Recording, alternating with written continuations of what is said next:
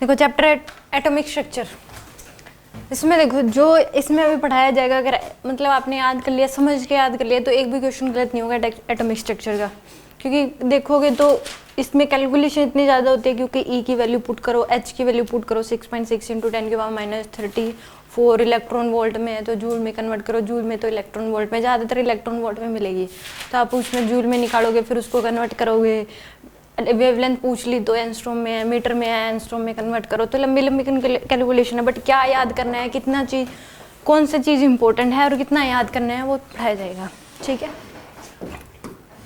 हम देखो Bohr model है, इसको मतलब टॉपिक एटॉमिक स्ट्रक्चर है, बट अगर ये बोल दिया जाए कि बोर मॉडल के बारे में पढ़ना है तो भी उसमें गलत नहीं है, क्योंकि सबसे जो इम्पोर्टेंट रोल है वो बोर मॉडल ही है। सबसे पहले एटम के बारे में किसने बताया? बोर ने सबसे पहले नहीं बताया, इससे पहले आया रदरफोर्ड, रदरफोर्ड से पहले आया जे थॉमसन, उससे पहले आया डाल्टन, सबसे पहले है डाल्टन, जॉन डाल्टन, सबसे पहले जॉन डाल्टन, उसके बाद जे थॉमसन, उसके बाद रदरफोर्ड और उसके बाद बोर है। सबसे ज़्यादा चीज़ें जो बताई डिटेल में जो बताई वो बोर ने बताई थी, इसलिए बोर मॉडल ही पढ़ा जाता है एटॉमिक स्ट्रक्चर में। कोई कहे कि एटॉमिक स्ट्रक्चर ज़्यादा मतलब नाम भी लिया जाता है, सीधा बोलते कि बोर मॉडल पढ़ रहे हैं बस, ठीक है। तो इसमें देखो सबसे पहले जो है जॉन डाल्टन आया, उसने तो सिंपल बताया था कि जो सबसे छोटी चीज़ है वो क्या है, एटम है, जिसको हम तोड़ नहीं सकते, किसी भी केमिकल और फिजिकल एक्टिविटी या कोई भी करके एक्सपेरिमेंट करके हम उसको तोड़ नहीं सकते, सबसे छोटी चीज़ जो है वो एटम है। फिर उसके बाद जे थॉमसन आया, उसने बताया कि जो एटम है उसमें सारा का सारा मास जो है आप वो क्या कर लो, सेंटर पे कंसंट्रेटेड कर लो, वो क्या है, पॉजिटिव चार्ज है उसमें, यानी कि एटम जो ओवरऑल न्यूट्रल है, इसका मतलब उसमें जितने पॉजिटिव चार्ज हैं उतने ही क्या उसमें नेगेटिव चार्ज हैं। ये जो उसने एक एक्सपेरिमेंट भी दिया अपना, जो कि अगले ही दिन फेल हो गया था, थॉमसन मॉडल। उसने क्या दिया था कि एक वाटरमेलन ले लो, उसमें जो रेड पार्ट है वो प्लाज्मा यानी कि पॉजिटिव चार्ज है, और जो ब्लैक सीड्स हैं उसमें क्या बोलते हैं उसको, नेगेटिव चार्ज, बस इतना ही बताया था। उसके बाद आया रदरफोर्ड, उसने कई सारी चीज़ें बताई, बट वो बहुत सारी चीज़ें बता नहीं पाया। उसने क्या बताया कि उसने ये बता दिया था कि जो एटम है उसमें यानी कि जो सेंटर में यानी कि न्यूक्लियस यानी कि पॉजिटिव चार्ज सेंटर में है, न्यूक्लियस मतलब पॉजिटिव चार्ज, और जो इलेक्ट्रॉन्स हैं वो उसके चारों तरफ से घूम रहे होते हैं सर्कुलर पाथ से। तो ये उसने बस इतना बताया था कि वो किस वेलोसिटी से घूम रहे हैं, किस रेडियस से, कितनी रेडियस पे घूम रहे हैं, एक साइकिल कंप्लीट करने का टाइम पीरियड क्या होगा, उसकी काइनेटिक एनर्जी क्या है, पोटेंशियल एनर्जी क्या है, एंगुलर मोमेंटम क्या होगा, फ्रीक्वेंसी क्या होगी, ये सब चीज़ें वो नहीं बता पाया रदरफोर्ड। तो उसने इतना बता दिया कि न्यूक्लियस के चारों तरफ इलेक्ट्रॉन सर्कुलर पाथ पे घूम रहे हैं, उसने इतना बताया था बस। बट उसके बाद बोर आया, उसने ये सारी चीज़ें दे दी कि उसने ये एग्जैक्ट बताया कि उस केस में वो कितना टाइम लेंगे एक साइकिल कंप्लीट करने में, कितनी रेडियस पे घूमेंगे, और कितनी काइनेटिक एनर्जी होगी, पोटेंशियल एनर्जी क्या होगी, टोटल एनर्जी क्या होगी, इसकी वे एंगुलर फ्रीक्वेंसी क्या होगी, रेडियस कितना होगा, वेलोसिटी, फ्रीक्वेंसी, सब कुछ उसने बताया। तो इस केस में इसने बताया कि ये न्यूक्लियस हो गया, सेंटर पे न्यूक्लियस होता है यानी कि पॉजिटिव, और इलेक्ट्रॉन्स इसके चारों तरफ सेल्स में घूम रहे हैं, फर्स्ट सेल में, सेकंड सेल में, थर्ड सेल में घूम रहे होते हैं चारों तरफ। तो उस केस में इसने बताया कि जो इलेक्ट्रॉन्स घूम रहे हैं उनकी जो रेडियस होगी कि एंगुलर मोमेंटम जो होगा वो होता है NH/2π।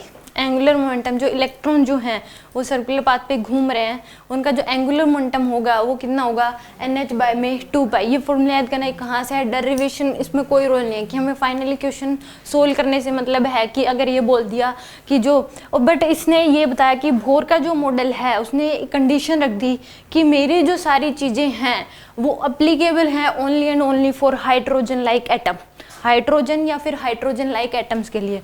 मतलब कि एटम यानी कि हाइड्रोजन एटम यानी कि एक ही इलेक्ट्रॉन होना चाहिए उसमें, जैसे लिथियम एटम है तो उस केस में तो 3 इलेक्ट्रॉन होंगे, बट उसने क्या कहा कि एक ही इलेक्ट्रॉन होना चाहिए, तो लिथियम आयन के लिए करते हैं Li2+, ठीक है, हीलियम है तो Li3+, तो इसलिए यानी कि सॉरी He+, तो हाइड्रोजन या हाइड्रोजन लाइक एटम्स के लिए ही बोर मॉडल जो है, जो इसने बातें बताई वो एप्लीकेबल है। यानी कि क्या होना चाहिए, हाइड्रोजन हो या फिर हीलियम He+ हो। हीलियम एटम बार बार नहीं बोला जाएगा, इसका मतलब इसको बोलते हैं हीलियम आयन, यानी कि एक ही इलेक्ट्रॉन है उसमें, Li3+, बेरिलियम, सॉरी 2+, ये कितना आ जाएगा 3+। ज़्यादातर जो क्वेश्चंस आपको देखोगे लगभग तो ये 3 ही मिलते हैं, हाइड्रोजन, हीलियम, लिथियम।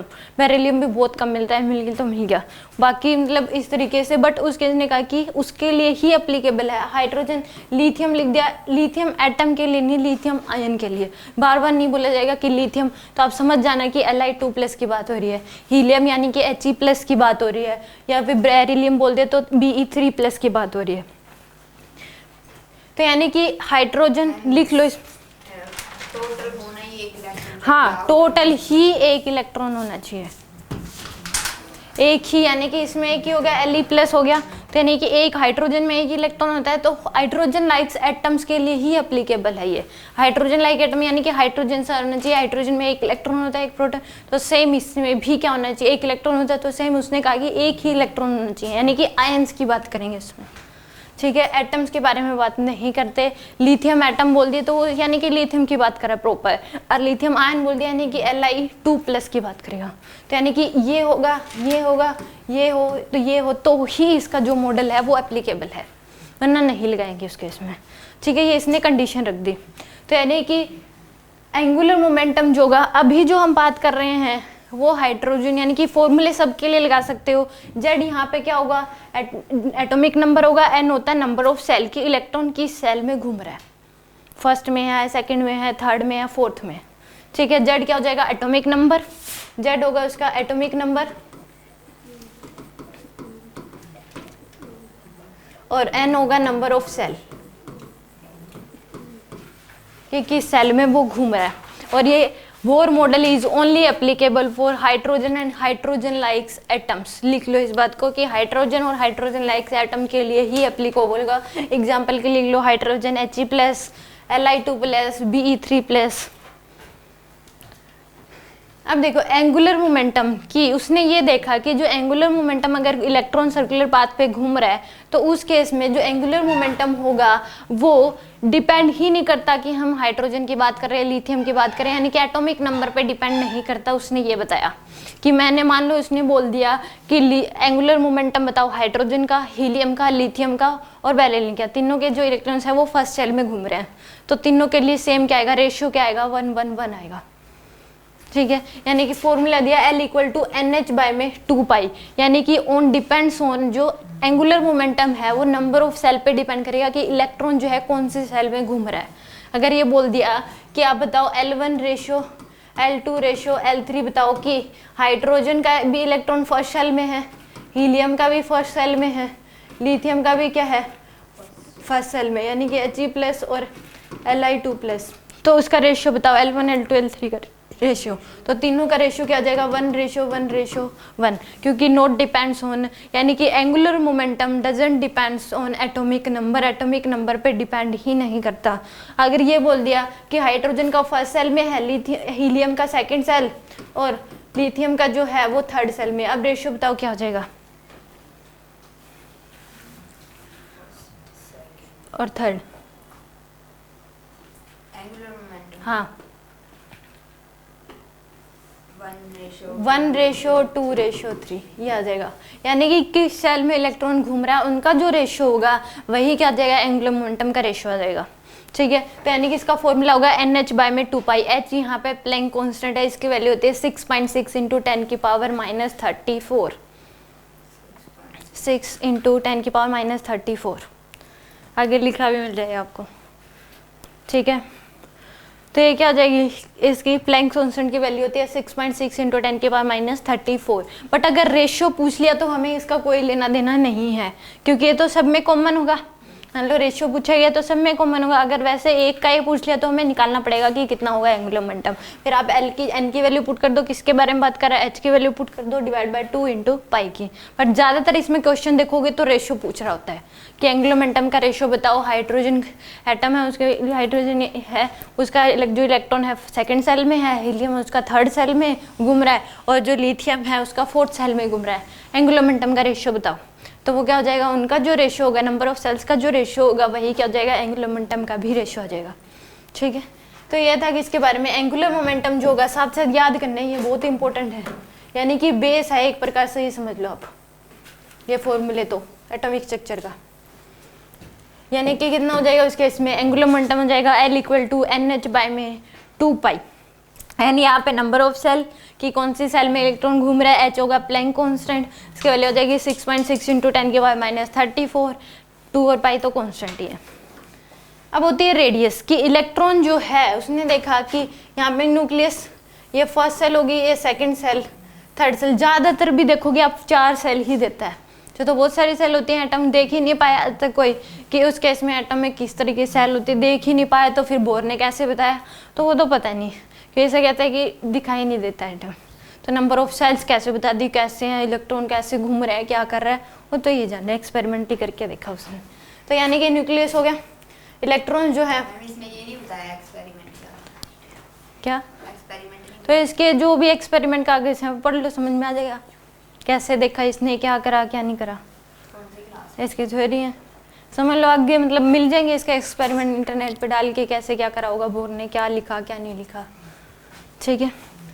तो ये क्या हो जाएगा कि इलेक्ट्रॉन्स नंबर ऑफ सेल हैं बहुत सारी, तो इस केस में लगभग आपको 4 ही देता है, जैसे हम पढ़ते हैं KLMN, तो first shell, second shell, third shell और फोर्थ मिल जाएगी, मैक्सिमम 4 से ज़्यादा तो देते ही नहीं क्वेश्चन में। आप इतने क्वेश्चन सोल्व करोगे 4 से ज़्यादा तो बहुत ही रेयर मिलेंगे। तो उसने बताया कि अगर इलेक्ट्रॉन जो है यहाँ पे ये क्या हो गया, पॉजिटिव चार्ज हो गया न्यूक्लियस, तो इसके ऊपर क्या लगेगा, फोर्स लगेगा, इलेक्ट्रिक फोर्स लगेगा K Q1 Q2 बाय में जितना ये गैप होगा R, तो किस रेडियस पे घूम रहे हैं, वो रेडियस हो जाएगा 0.53 एंगस्ट्रॉम इनटू में n²/z। एंगस्ट्रॉम में ही इसकी रेडियस लिखनी है आपको, रेडियस कितनी हो जाएगी इसकी 0.53 एंगस्ट्रॉम इनटू n²/z। मीटर में कन्वर्ट कर लो, 1 एंगस्ट्रॉम में 10⁻⁻n मीटर होते हैं, तो सोल्व कर लो। क्या कह रहे हो, R जो एंगस्ट्रॉम लिखा वहाँ पे रेडियस पुट करना है एंगस्ट्रॉम। नहीं, रेडियस का फॉर्मूला ही है R equal to 0.53 angstrom n²/z, मतलब ये रेडियस जो आएगा एंगस्ट्रॉम में आएगा। इसका कहने का मतलब ये है, यूनिट क्या होगी वो भी तो पता होनी चाहिए कि किस फॉर्म में आप फॉर्मूला याद कर रहे हो, यही नहीं पता कि निकल के किस में आएगी, मीटर में आ रही है, सेंटीमीटर में आ रही है, एंगस्ट्रॉम में आ रही है, तो ये एंगस्ट्रॉम में आएगी, इसका मतलब ये लिख रखा है। तो 0.53 एंगस्ट्रॉम n²/z, एंड यहाँ पे नंबर ऑफ सेल Z क्या हो जाएगा, एटॉमिक नंबर। तो अब नंबर ऑफ सेल अगर बढ़ा दी, मान लो हाइड्रोजन के लिए ही बोल दिया कि हाइड्रोजन का एक तो बताना कि वो पहले फर्स्ट सेल में घूम रहा था, फिर वो सेकंड सेल में, फिर थर्ड सेल में, 3 केसेस दे दिए कि हाइड्रोजन एटम है उसका इलेक्ट्रॉन पहले फर्स्ट सेल में, फर्स्ट केस हो गया, तो रेडियस बताओ R1, सेकंड सेल में फिर रेडियस R2 दे दी, थर्ड सेल में रेडियस क्या दे दी R3, तीनों का रेशियो बताओ क्या हो जाएगा 149, यानी कि जो R है वो डायरेक्टली प्रोपोर्शन किसके है, n² के, और जो R है वो इन्वर्सली प्रोपोर्शनल है किसके, Z के, Z एटॉमिक नंबर। अब ये बोल दिया कि इस केस में तीनों हाइड्रोजन, लिथियम, हीलियम, लिथियम ये दे रखे हैं आपको, तो उस केस में बताओ कि फर्स्ट तीनों ही जो हैं उनके इलेक्ट्रॉन फर्स्ट सेल में घूम रहे हैं, तो रेडियस का रेशियो बताओ क्या होगा, हाइड्रोजन है, हीलियम है, लिथियम है, हाइड्रोजन दे दिया, हीलियम दे दिया और लिथियम दे दिया आपको, तीनों के ही इलेक्ट्रॉन फर्स्ट शेल में घूम रहे, रेडियस का रेशियो बताओ क्या होगा,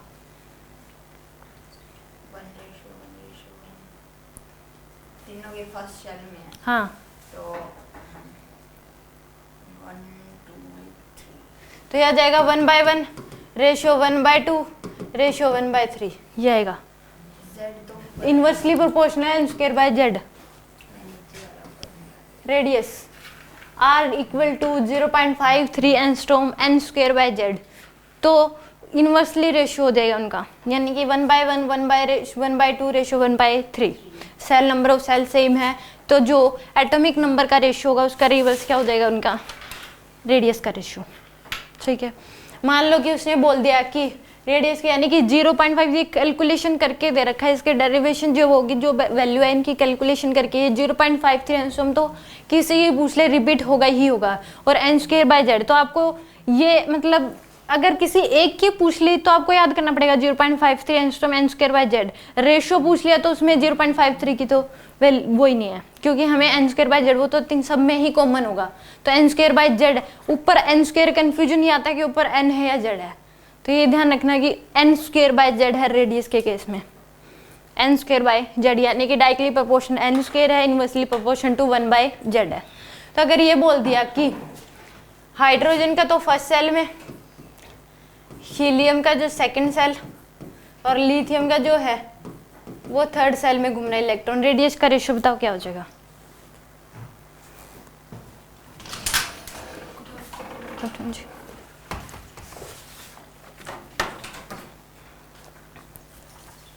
वन रेशो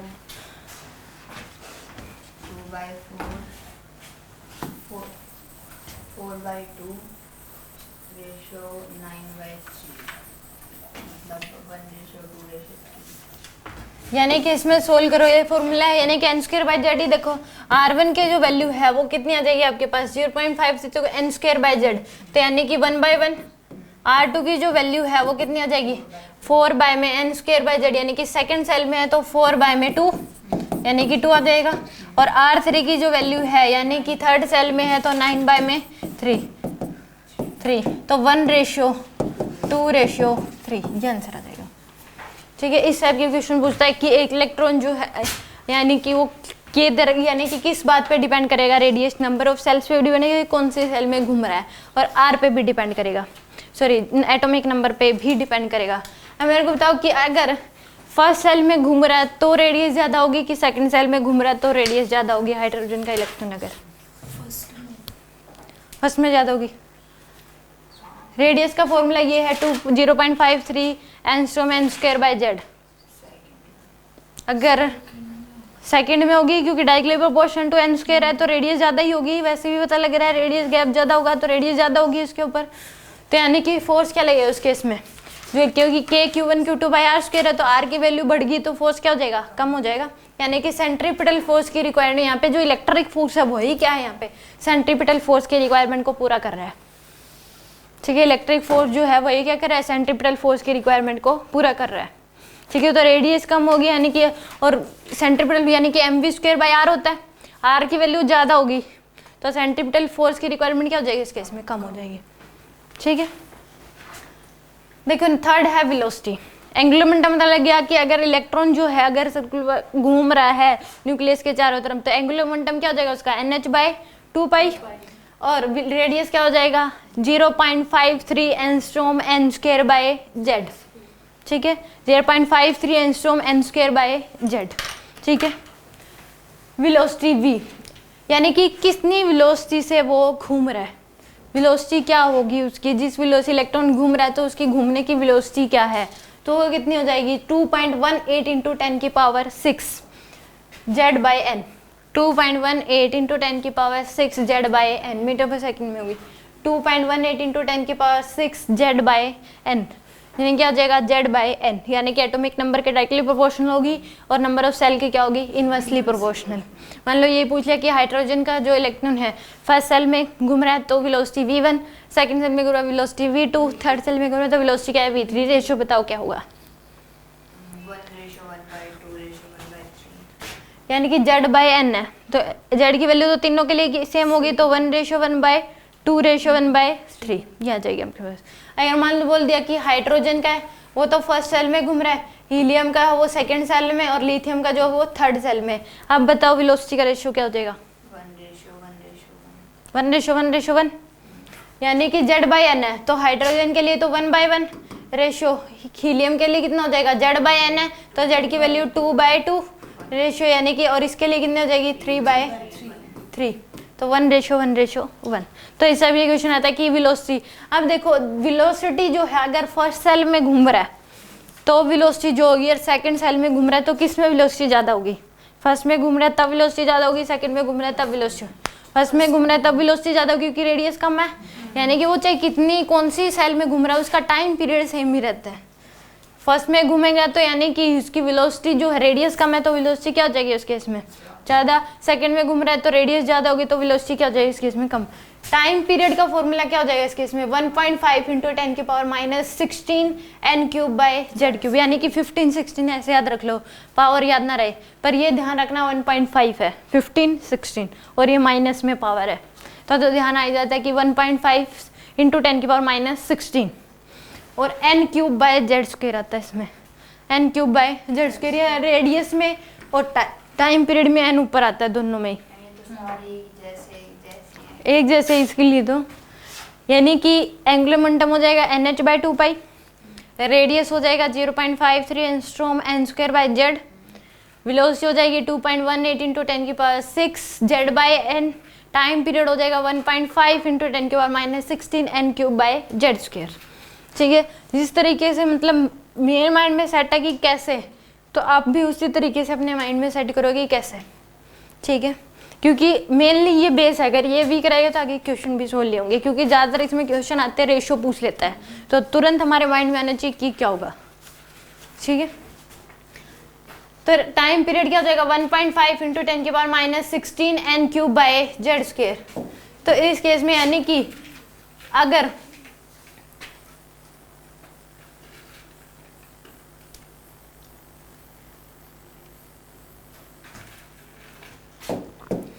ये बोल दिया आपको कि हाइड्रोजन सेकंड सेल में, हीलियम का भी सेकंड सेल में, और लिथियम का भी जो है वो भी क्या है सेकंड सेल में, टाइम पीरियड का रेशियो बताओ क्या होगा। Li2 positive hydrogen like atoms के लिए ही एप्लीकेबल है बोर मॉडल, यानी कि एक इलेक्ट्रॉन ही होना चाहिए, H+ है तो ही लगा सकते हो आप ये सब कुछ। 1:1/4:1/9 यानी कि n cube by Z square, तो n की वैल्यू तो तीनों के लिए सेम है, n की वैल्यू तीनों के लिए सेम है, तो ये कितना हो जाएगा, यानी कि 1/1 में स्क्वायर, यानी कि 4:1/9। ये लोग अगर इस फ्रैक्शन में रेशियो दे रखा है तो ये रख लो, फ्रैक्शन में नहीं दे रखा तो आप इनके एलसीएम लेके उसको सोल्व कर लोगे, किसी एक ऐसी चीज से मल्टीप्लाई कर दो जो दोनों में आ रहा हो। ठीक है, तो इसको कर लो, चाहे 36 से कर लो तो 36:9:4 ये आ जाएगा आंसर। ठीक है, अगर फ्रैक्शन में नहीं दे रखा तो इस तरीके से कर लोगे कि कोई एक ऐसे नंबर से मल्टीप्लाई कर दो जो कि दोनों तीनों में आ रहा हो। तो टाइम पीरियड क्या हो जाएगा 1.5 इंटू 10 की power minus 16 n cube by Z square. ठीक है, kinetic energy half mv square होता है काइनेटिक एनर्जी, तो हाफ काइनेटिक एनर्जी हाफ मास लिख लो इनटू में वेलोसिटी का स्क्वायर, तो इसको सोल्व करोगे तो ये वाली वैल्यू होती है 13.6 electron volt Z square by N square. इसमें ज़्यादातर हम जूल में देखते हैं काइनेटिक एनर्जी, किसमें जूल में, बट इस केस में यहाँ पे आपको लगभग वैल्यू इलेक्ट्रॉन वोल्ट में मिलेंगी। ठीक है, लगभग वैल्यू किस में मिलेंगी, इलेक्ट्रॉन वोल्ट। एक इलेक्ट्रॉन वोल्ट में 1.6 इंटू 10 की पावर माइनस 19 जूल होते हैं।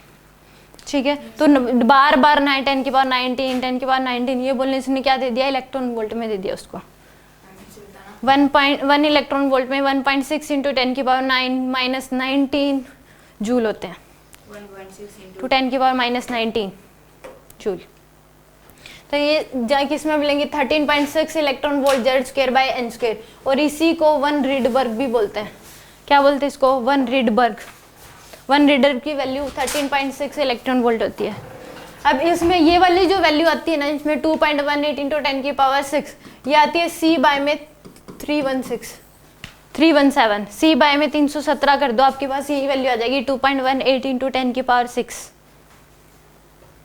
ये जो वैल्यू आई है आपके पास 2.18 इंटू 10 की पावर 6, सी बाय में 317 कर दो, ये वैल्यू निकल के आती है। तो आप ऐसे भी याद रख सकते हो, सी डिवाइड बाय में स्पीड ऑफ लाइट 3 इंटू 10 की पावर 8 डिवाइड बाय में 317, आंसर यही आएगा 2.1 इंटू 10 की पावर 6। ठीक है, तो यानी कि काइनेटिक एनर्जी क्या हो जाएगी 13.6 इलेक्ट्रॉन वोल्ट। अब देखो वेलोसिटी में हमने याद कर रखा है जेड बाई एन होता है, वेलोसिटी में क्या होता है Z by N, kinetic energy half M V square, V का स्क्वायर, तो इसका मतलब जेड बाई एन का स्क्वायर करोगे Z square by N square आएगा, या फिर ये बोल दो one Rydberg Z square by N square. ठीक है, अब पोटेंशियल एनर्जी जो है वो कितनी हो जाएगी, डबल कर दो काइनेटिक एनर्जी का और आगे माइनस साइन इस बात को रिप्रेजेंट करता है कि इलेक्ट्रॉन अभी भी उसके एटम से बाउंडेड है। ठीक है, यानी कि घूम रहा है अभी भी, अगर पॉजिटिव में होगी इसका मतलब वो एटम से ही बाहर चला गया। ठीक है, तो ये क्या हो जाएगी माइनस साइन है, यानी कि -2 इंटू में 13.6 electron volt Z square by N square. जो पोटेंशियल एनर्जी है वो क्या होती है minus double of kinetic energy होती है। ये रिलेशन भी होता है, पोटेंशियल एनर्जी क्या होती है minus of double minus sign लगा दो और डबल ऑफ काइनेटिक एनर्जी होती है। टोटल एनर्जी क्या हो जाएगी काइनेटिक प्लस पोटेंशियल को क्या कर दो ऐड कर दो, दोनों को ऐड करोगे तो क्या आ जाएगी माइनस में ही आएगी, क्योंकि ये डबल माइनस में और ये प्लस में, तो माइनस में क्या आ जाएगी 13.6 electron volt Z square by N square, यानी कि total energy minus sign of kinetic energy होती है। टोटल एनर्जी अगर नेगेटिव में है तो इसका मतलब वो अभी भी घूम रहा है, एटम से बाउंडेड है, अगर पॉजिटिव में है तो उस केस में वो एटम से बाहर जा चुका। यानी कि उस एटम का वो पार्ट नहीं रहा, अब कहीं बाहर चला गया वो, ठीक है, नहीं घूम रहा अब वो उस इलेक्ट्रॉन के सेल्स, उस एटम्स की सेल्स में, ठीक है ना। यानी कि न्यूक्लियस के चारों तरफ वो चक्कर अभी नहीं काट रहा, वो उस एटम का पार्ट नहीं रहा, वो उससे बाहर हो चुका है, अब एटम से बाहर हो गया वो इलेक्ट्रॉन। इसका मतलब ये होता है, क्योंकि आप ग्रेविटेशन में पढ़ते वहाँ पे भी माइनस साइन आता है, सेम हम, यानी कि नेगेटिव साइन इस बात को रिप्रेजेंट करता है कि वो इलेक्ट्रॉन अभी भी बाउंडेड है उसके साथ। सेम ग्रेविटेशन में होता है कि एक सैटेलाइट हमने छोड़ दिया तो उसकी भी टोटल एनर्जी नेगेटिव में होती है, और उसमें भी यही रिलेशन होता है कि potential energy minus sign of kinetic energy होती है, और total energy minus sign of kinetic energy, फिर potential energy -2 into kinetic energy, और total energy minus sign of kinetic energy होती है। सेम बात उसमें होती है, क्योंकि उसमें भी वो अर्थ के चारों तरफ चक्कर घूम रहा होता है, तो यानी कि वो बाउंडेड है, अभी भी अर्थ के ग्रेविटेशन फील्ड में है, तो सेम इसमें भी वो क्या करे, एटम का ही पार्ट है और घूम रहा है सर्कुलर। तो यानी कि एंगुलर मोमेंटम हो जाएगा, इस तरीके से याद रखना है कि क्या है, मतलब एंगुलर मोमेंटम हो जाएगा NH/2π, रेडियस हो जाएगा 0.53 angstrom, n²/z, velocity 2.18 into 10⁶, z/n, time period हो जाएगा 1.5 इंटू 10⁻⁻16 n³/z²। फिर टाइम पीरियड आपने निकाले, अब फ्रीक्वेंसी का भी आता है, तो उसको टाइम पीरियड का रिवर्स कर दो आपस, तो सोल्व करने में, क्योंकि जो निकल सकता है तुरंत, तो उस केस में उसको रिवर्स कर दो 1/μ, जो 1/t जो होता है वो फ्रीक्वेंसी होता है, तो इस वैल्यू को रिवर्स कर दोगे तो क्या आ जाएगा आपके पास, फ्रीक्वेंसी आ जाएगी, यानी कि z²/n³ हो जाएगा, ठीक है। काइनेटिक एनर्जी 13.6 z²/n² होती है, यानी कि इलेक्ट्रॉन वोल्ट में हो रही है, और -13.6 इलेक्ट्रॉन वोल्ट को 1 रीड भी बोलते हैं। पोटेंशियल एनर्जी 2 इंटू में 30 माइनस का 2 इंटू 13.6 z²/n², और टोटल एनर्जी जो होगी वो -13.6 z²/n²। अगर पूछ ले कि काइनेटिक एनर्जी और पोटेंशियल एनर्जी में क्या रिलेशन है, तो पोटेंशियल एनर्जी जो है डबल ऑफ काइनेटिक एनर्जी होती है, आगे माइनस साइन लगेगा, और टोटल एनर्जी जो है minus sign of kinetic energy होती है, ठीक है। 2 मिनट मिल रही है आपको, पूछे जा सकते हैं इन 8 के 8 फॉर्मूले में से।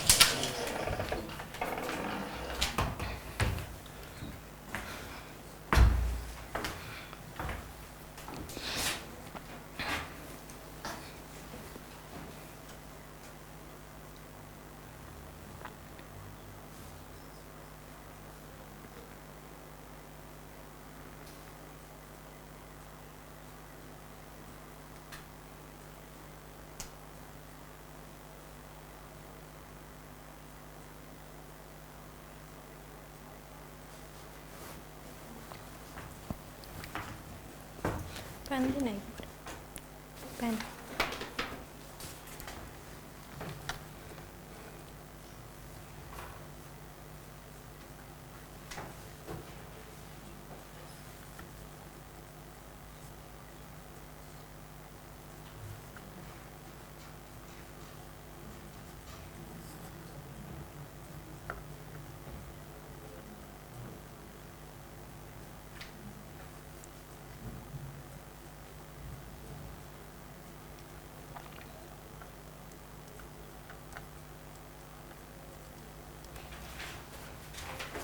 हो गया, चलो।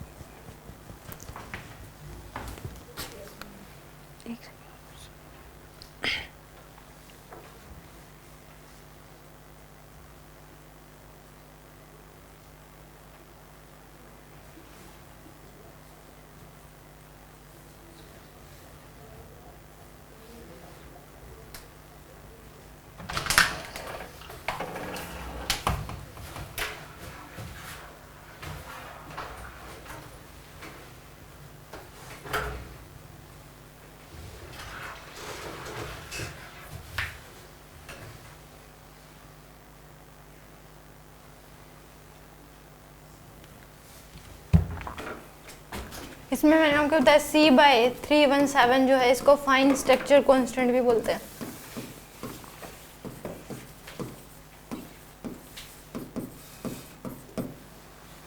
ठीक है,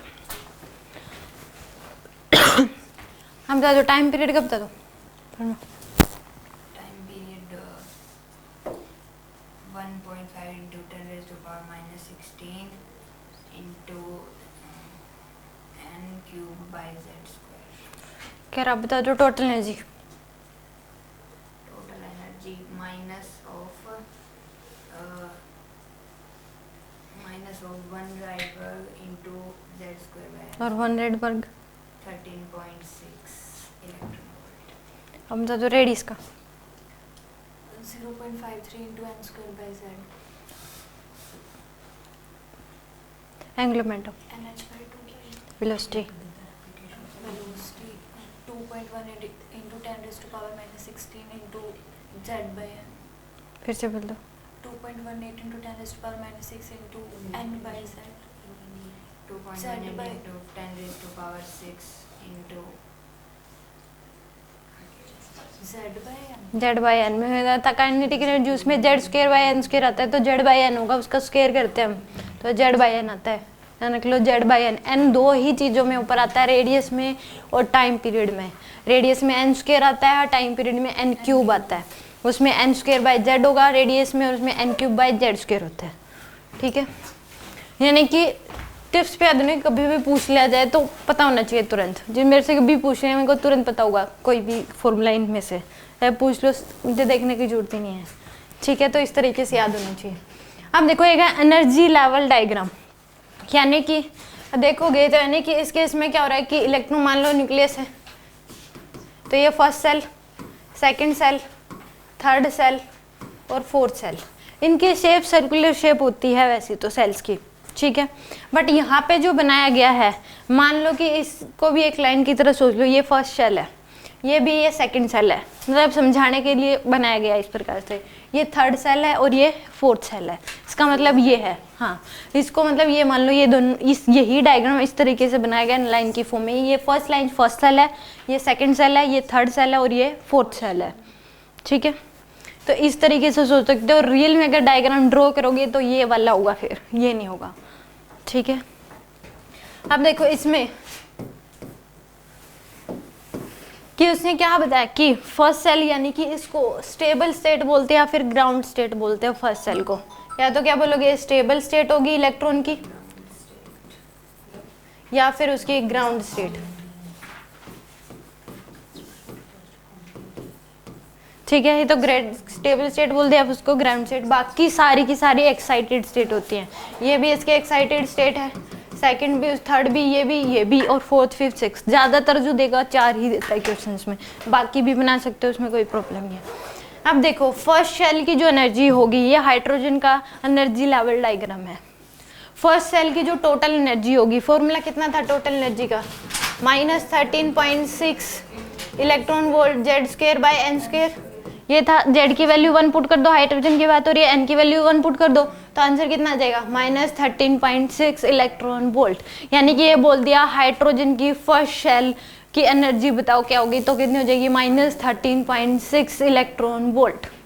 ठीक है, सेकंड सेल की पूछ लिया, हाइड्रोजन की ही सेकंड सेल की, अगर इलेक्ट्रॉन सेकंड सेल में घूम रहे तो उसकी एनर्जी बताओ, टोटल एनर्जी क्या होगी, वो कितनी हो जाएगी, इसी फॉर्मूले में -13.6 इंटू में जेड की वैल्यू तो वही रहेगी 1 का स्केयर, एन की वैल्यू क्या हो जाएगी 2 का स्केयर, तो आंसर आ जाएगा -3.4 इलेक्ट्रॉन वोल्ट।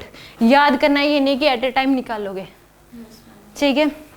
तो यानी कि फर्स्ट सेल की एनर्जी हो जाएगी -13.6, टोटल एनर्जी माइनस में है तो इसका मतलब बीबी बाउंडेड है वो, ठीक है। सेकंड सेल की क्या हो जाएगी -3.4 इलेक्ट्रॉन वोल्ट।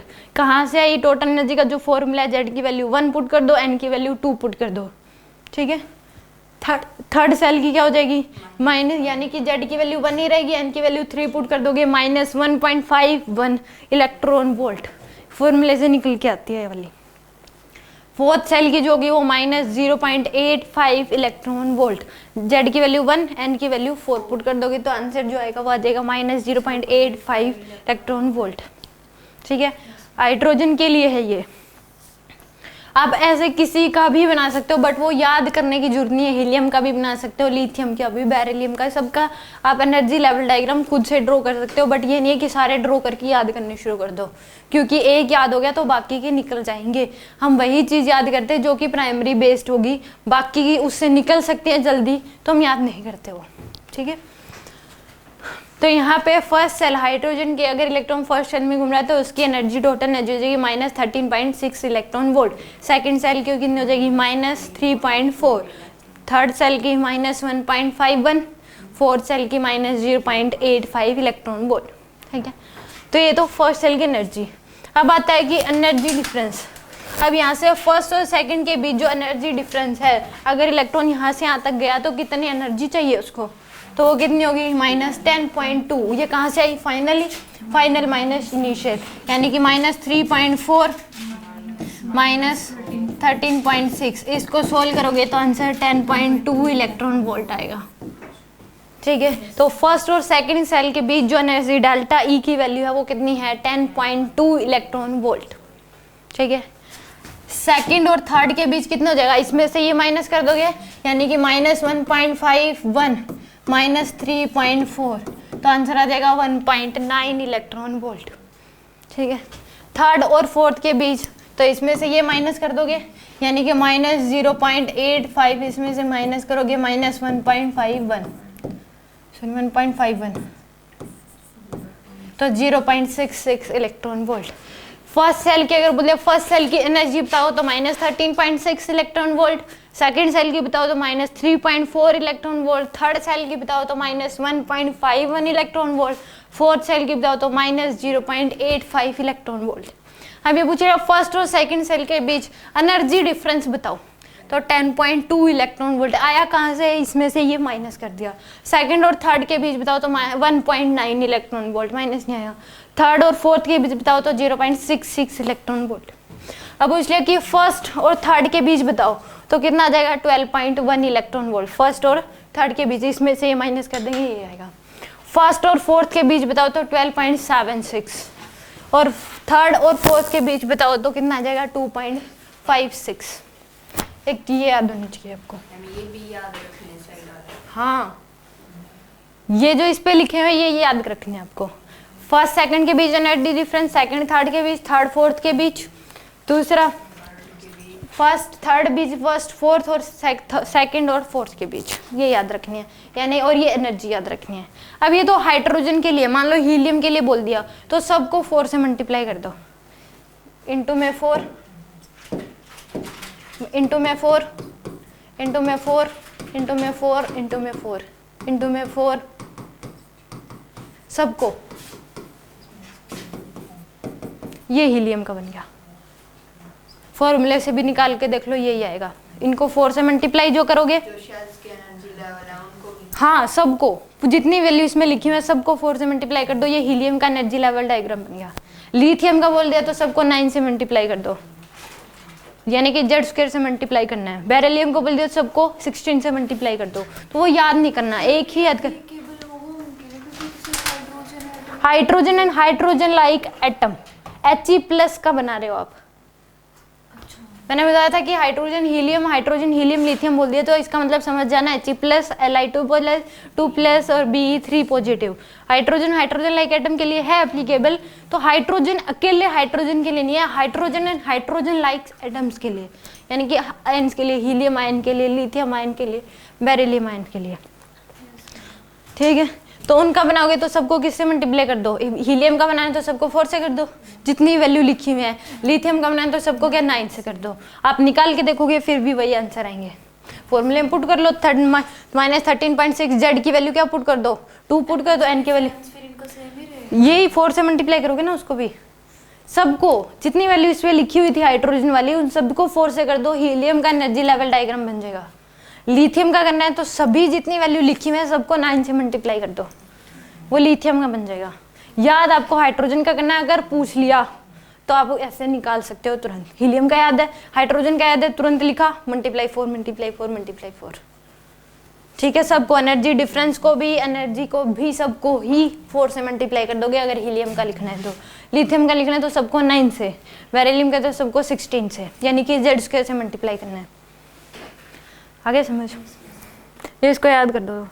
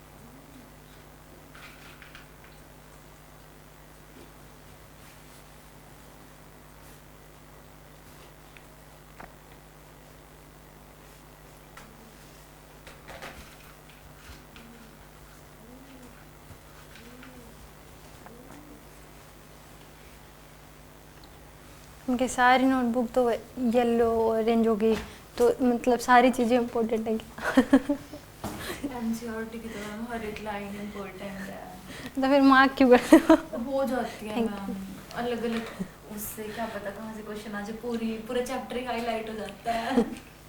मेरी बुक ऐसी हो तो मुझे ऐसे फेमिलियर लगता तो मैं कि मैंने पढ़ी है। स्टार्टिंग में नहीं लेते तो ऐसे नहीं होता है कि पढ़ी भी है, पर लास्ट टाइम में आके सबकी ऐसे मिलेगी। बायो की बुक तो सबकी ऐसे मिलेगी, पता नहीं कितनी बार पढ़ ली होगी इसमें।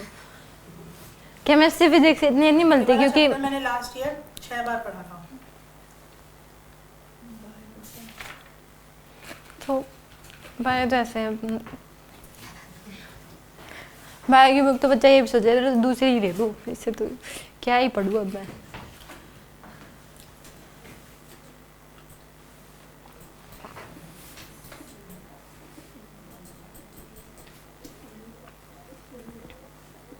पर इसकी आपको एक एक लाइन याद है तो बायो में नंबर कटना मतलब चांस ही नहीं है।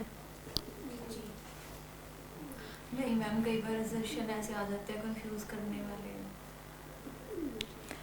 याद है तो नहीं करते, कट जाते हैं मैम। प्रैक्टिकल नहीं है मैम इतनी बड़ी ऐसी बुक को रटना याद करना, वो तो वही बार बार करो, समझो, टेस्ट दो। मुझे तो पता नहीं कैसे लाते हैं, बट ये प्रैक्टिकल नहीं है कि आप हर एक वर्ड को याद करके, हर एक वर्ड को नहीं, कि ये समझना है कि इस वर्ड का मीनिंग क्या है लिखना, तब तुरंत आपके माइंड कोई गंदा सा नाम है उसका क्या मीनिंग समझे तो करो। हाँ तो वही तो बोल रही है, इतना याद करना वो तो कोई बड़ी बात नहीं है, याद भी हो जाएगा। लैंग्वेज बहुत बेकार है इनकी, तो तभी टीचर होते हैं, समझ लो उनको लैंग्वेज को। इसके हम 2 लाइन्स में भी बहुत ज़्यादा मीनिंग होता है, मतलब इसमें थोड़ा वो करके देते हैं, ये टॉपिक को श्रिंक करके। तो फिर तभी तो एनसीईआरटी होती है, तभी इसके लिए जो अलग से बुक आती है वो पढ़ो। एनसीईआरटी सारी ऐसी है, इनकी तो फिंगर टिप्स ही ज्यादा। एनसीईआरटी फिजिक्स की देखो, उसकी लैंग्वेज समझना तो उसकी एक लाइन और एक पूरी क्लास जा सकती है उसके ऊपर। ब्रह्मांड दिख जाएगा। फिजिक्स की एनसीईआरटी पढ़ना कोई बच्चा पढ़ता नहीं है, एनसीईआरटी बहुत रही है फिजिक्स की पढ़ना। तो हो गया याद?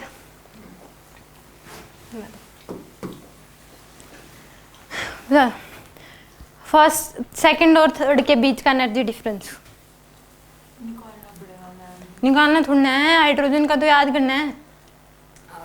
मेरे को से पूछो 1.9 पूछेंगे आपसे भी, इसका 1.9 पूछेंगे आपसे भी। Electron volt. 1.9 ऐसे मत पूछना, ऐसे याद नहीं है, मैंने पहले किया था।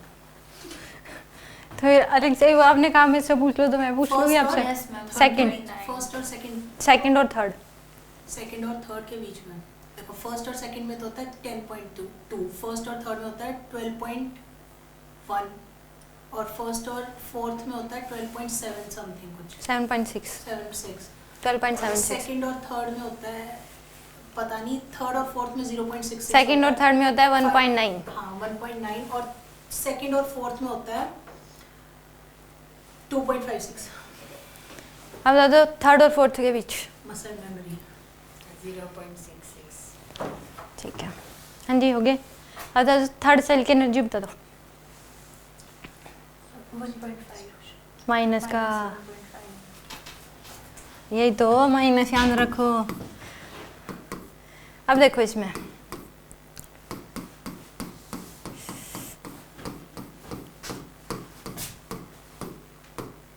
और क्या पूछ लेता है ये देखो। अब इलेक्ट्रॉन हमेशा, उसने ये बताया कि इलेक्ट्रॉन हमेशा अपनी स्टेबल स्टेट में ही रहना पसंद करता है।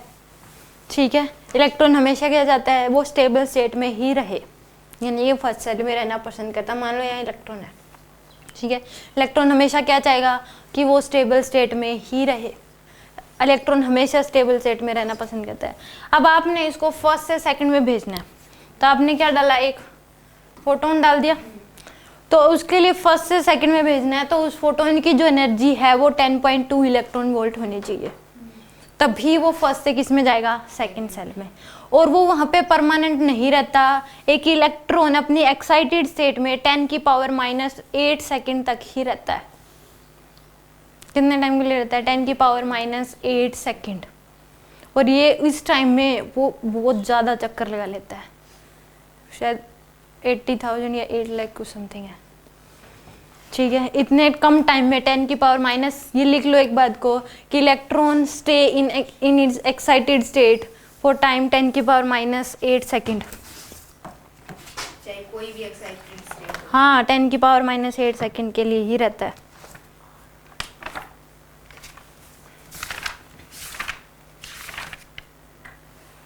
Electron stay only for 10⁻⁸ second in its excited state, 8 second, जो कि बहुत कम टाइम है। अगर तो फर्स्ट से सेकंड में चले गया। अगर आपने क्या, उसने क्या करके देखा कि सोचते कि 10.2 का है, तो इस केस में 2 इलेक्ट्रॉन डाल दो हाफ एनर्जी के, 10.2 का हाफ कर दो, हाफ के क्या डाल दो, 5.1 के 2 फोटोन डाल दिए अपने। तो ये अब्जॉर्ब ही नहीं करता, इलेक्ट्रॉन उसको लेता ही नहीं है उन फोटोन्स को, और ये जाएगा नहीं, अपनी स्टेबल स्टेट में रहेगा।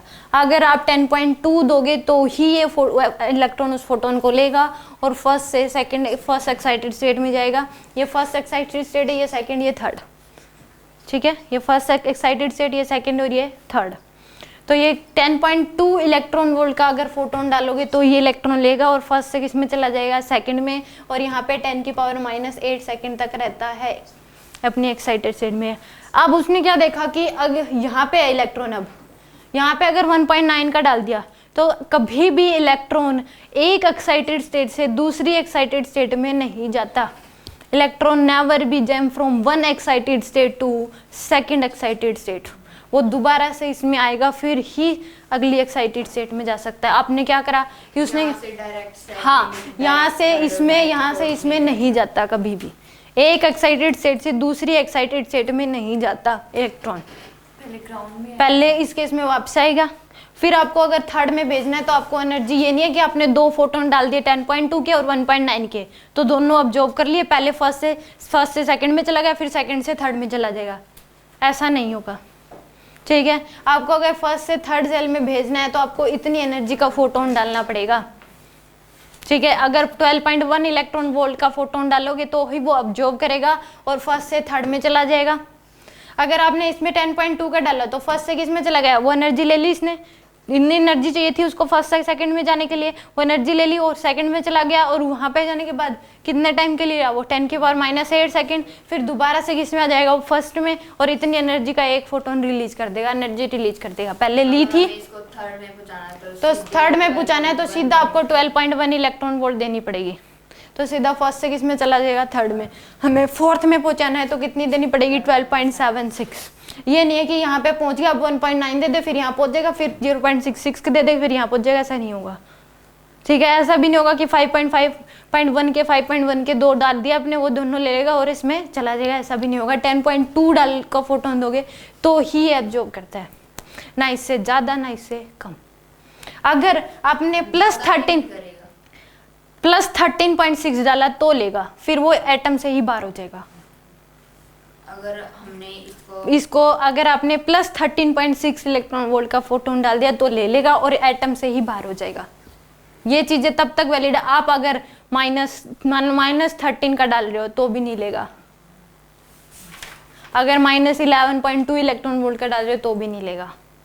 प्लस का अगर पॉजिटिव में देना शुरू कर दोगे तो ले लेगा। मान लो आपको प्लस का 14 इलेक्ट्रॉन वोल्ट दे दिया तो उस केस में 0 हो जाएगी और कुछ काइनेटिक एनर्जी के साथ बाहर आएगा। फिर वो अगर हमने 14 दे दिया तो उसमें प्लस का 14 पूरी ले लेगा, ऑब्जर्व कर लेगा। प्लस -13.6 थी उसकी फर्स्ट सेल में रहने के लिए तो 0 होगी, यानी कि टोटल एनर्जी, और बच गई उसके पास कुछ पॉजिटिव में, तो उतनी एनर्जी के साथ बाहर आ जाएगा वो, उतनी काइनेटिक एनर्जी के साथ बाहर आ जाएगा। 0.4 काइनेटिक एनर्जी के साथ बाहर आ जाएगा वो। आपने मान लो 15 दे दी तो 13 पर यानी कि बाहर आ जाएगा, कुछ काइनेटिक एनर्जी के साथ बाहर आएगा। फिर अगर आपने प्लस का 13.6 दी है तो 0 काइनेटिक एनर्जी के साथ उस एटम से बाहर हो जाएगा, उसका हिस्सा ही नहीं है, कहाँ जाएगा वो पता नहीं। ठीक है, उस एटम का तो हिस्सा नहीं है, उससे बाहर हो चुका वो। समझ आ गया? तो उस केस में अगर फर्स्ट से सेकंड में जाएगा और कभी भी एक एक्साइटेड स्टेट से दूसरी एक्साइटेड स्टेट में नहीं जाता, तो आपने 10.2 का दिया तो फर्स्ट से सेकंड में चला जाएगा 10⁻⁸ सेकंड के लिए। इसका एक्सपेरिमेंट करा गया प्रॉपर, वो एक्सपेरिमेंट भी क्या है वो भी मैं बताऊंगी। ठीक है, तो फर्स्ट से सेकंड में चला गया, फिर दोबारा से, ये नहीं कि फर्स्ट से इसमें थर्ड में चला जाएगा, फिर थर्ड से फोर्थ में, ऐसा नहीं करेगा, दोबारा से ग्राउंड स्टेट में आ जाएगा और 10.2 का फोटोन क्या कर देगा, रिलीज कर देगा। फिर इतनी एनर्जी रिलीज करके इसमें वापस आ जाएगा, फिर रिलीज कर देगा वो। हाँ ठीक है, अब मान लो आपने 12.1 का दे दिया तो जाने का तो एक ही तरीका होगा, सीधा इसमें ही जाएगा। ये नहीं कि इसमें जंप कर गया फिर इसमें जंप कर गया, सीधा फर्स्ट से किसमें चला जाएगा, सेकंड एक्साइटेड स्टेट में, थर्ड सेल में चला जाएगा। ठीक है, अब जाने का तो एक ही रास्ता था, ऐसे गया। आने के इसके 2-3 रास्ते हो सकते हैं। एक्सपेरिमेंट उसने जब करके देखा, आने के 3 रास्ते हो सकते हैं। एक तो पहले फर्स्ट से सेकंड में आए, थर्ड से सेकंड में आए, फिर फर्स्ट सेकंड से किस में आ जाए, फर्स्ट में। तो यानी कि जब आएगा तो उसने देखा, जब एक्सपेरिमेंट करा तो 1.9 का भी इलेक्ट्रॉन वोल्ट का भी एक फोटोन रिलीज हो रहा है, 10.2 का भी फोटोन रिलीज हो रहा है, और 12.1 का भी एक फोटोन रिलीज हो रहा है। तो आने के तरीके हो सकते हैं, आते समय एक एक्साइटेड से एक सेल से दूसरी सेल में जंप करके आ सकता है, बट जाएगा तो सीधा आपको वो, अगर सेकंड में भेजना है तो इतनी एनर्जी देनी पड़ेगी। जब फोटोन लेगा तो वो एक ही, हाँ एक ही लेके उतनी एनर्जी लेके फिर जाएगा जितना एनर्जी डिफरेंस उसको चाहिए एक स्टेट से दूसरी स्टेट में जाने के लिए। ठीक है, बट आने के तरीके कई सारे हो सकते हैं। अगर उसने आपने 12.1 का दिया तो उस केस में उसने देखा, जब एक्सपेरिमेंट करा तो कई सारे टाइप के, मैंने डाला तो एक ही टाइप का दिया तो एक ही टाइप का फोटोन था, 12.1 इलेक्ट्रॉन। जब आ रहे हैं तो कई सारे आ रहे हैं, यानी कि मतलब 1.9 का भी आ रहा है, 10.2 का भी आ रहा है, 12.71 का भी आ रहा है। तो यानी कि उसने देखा कुछ एक डायरेक्ट आ रहे हैं, कुछ एक जंप करके आ रहे हैं। तो यानी कि आने के तरीके कई सारे हो सकते हैं। आपने मान लो 12.76 का दे दिया तो फर्स्ट में किस में चला गया, फोर्थ में। तो जब वापसी आएगा तो ये हो सकता है कि पहले फोर्थ से थर्ड में आया, फिर थर्ड से सेकंड में आया और सेकंड से फर्स्ट में। तो यानी कि रिलीज कर देगा 0.66, 1.9 का, 10.2 का और 7.6 का। यानी कि अब्जॉर्ब कम करता है, इमिट बहुत ज़्यादा करता है। यानी कि जो जितने ये फोटोन अब्जॉर्ब करता है उसको बोलते हैं अब्जॉर्प्शन स्पेक्ट्रम। ठीक है, आगे लिखवा दूंगी मैं। और जो इमिट करता है उसको क्या बोलते हैं, इमिशन स्पेक्ट्रम। ये स्पेक्ट्रम वो नहीं है कि व्हाइट लाइट 7 कलर में डिवाइड होती है, सामने तो स्पेक्ट्रम बढ़ाते ये समझने जाते हैं कि 7 कलर्स में डिवाइड होगी, वो नहीं है ये। इसका मतलब है कि जो आपने फोटोन डाले उनकी जो वेवलेंथ के फोटोन उसने अब्जॉर्ब करे उसको क्या, उन वेवलेंथ के ग्रुप्स को बोलते हैं अब्जॉर्प्शन स्पेक्ट्रम। और जो उसने इमिट करे उन फोटोन्स की वेवलेंथ को बोलते हैं इमिशन स्पेक्ट्रम। वेवलेंथ, फिर आप सोचोगे फोटोन डाले हमने तो वेवलेंथ वर्ड कैसे आ गया? उन फोटोन को ये समझो कि वो वेव की तरह आ रहे हैं, तो उनकी कुछ वेवलेंथ होगी। वेवलेंथ इसका फॉर्मूला होता है E = hc/λ। E = क्या होता है, hc/λ। तो यहाँ पे जो E है वो इनवर्सली प्रोपोर्शनल हो गया किसके, लैम्डा के। अगर ये बोल दिया कि एक इलेक्ट्रॉन जो है वो जो है आपने इसको दिया आ रहा है, मतलब फर्स्ट से फोर्थ में चला गया, तो एनर्जी का रेशियो बताओ, सॉरी वेवलेंथ का रेशियो बताओ, वो फोर्थ से थर्ड में आ रहा है, एक फोटोन रिलीज करा, यानी कि जो फोटोन है उनकी ही वेवलेंथ होगी। फोटोन की क्या होगी वेवलेंथ, किस में आ रहा है, फोर्थ से थर्ड में, तो वेवलेंथ है λ1। λ1 का वेव फोटोन निकला। जब वो थर्ड से सेकंड में आया तो λ2 का फोटोन रिलीज करा उसने, और सेकंड से जब फर्स्ट में आया तो λ3 का फोटोन रिलीज करा। कौन सा ज़्यादा होगा, λ1, λ2, λ3? वेवलेंथ किसकी ज़्यादा होगी, 1 ज़्यादा होगी, 2 ज़्यादा होगी या 3 ज़्यादा होगी?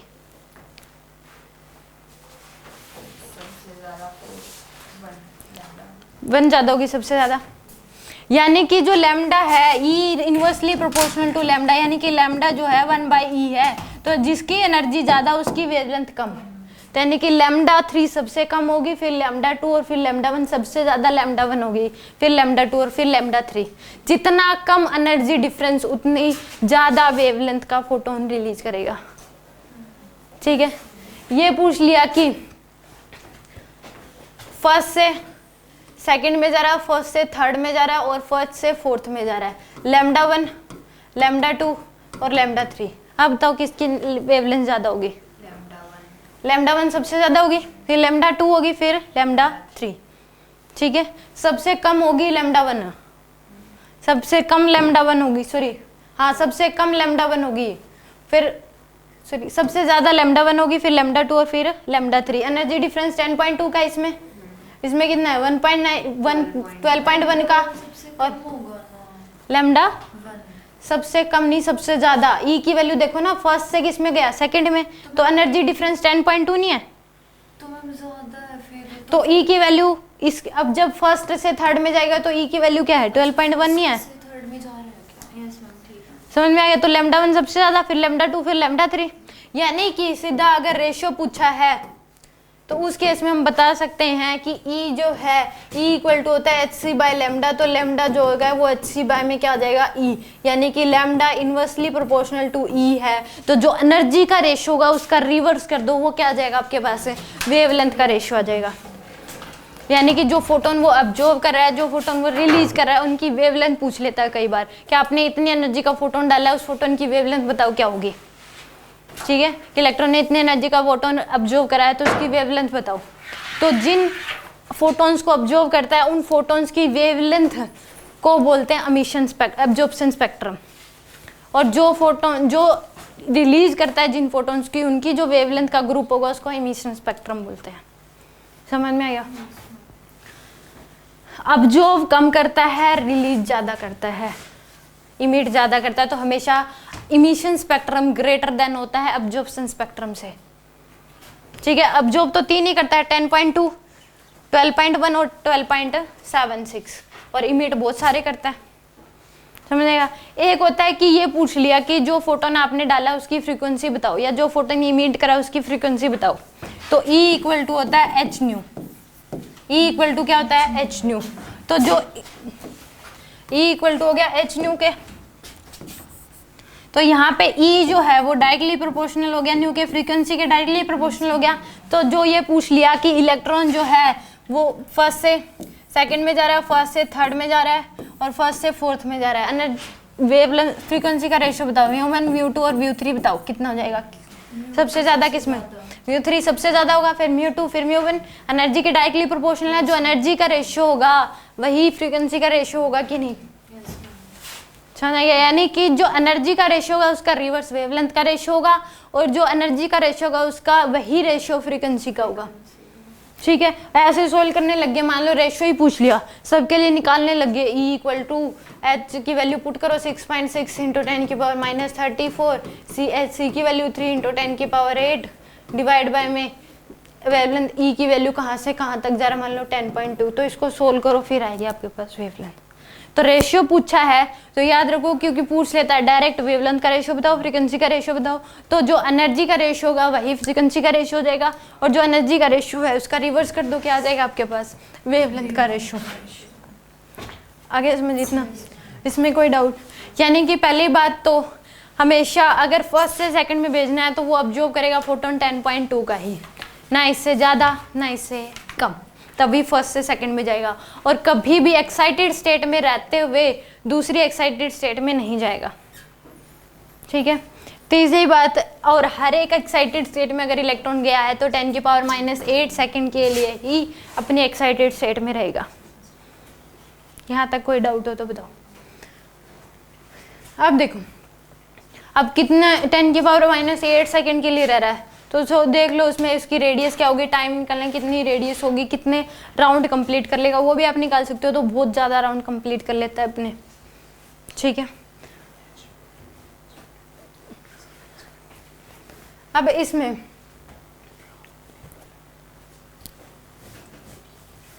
नेक्स्ट चीज सुनो,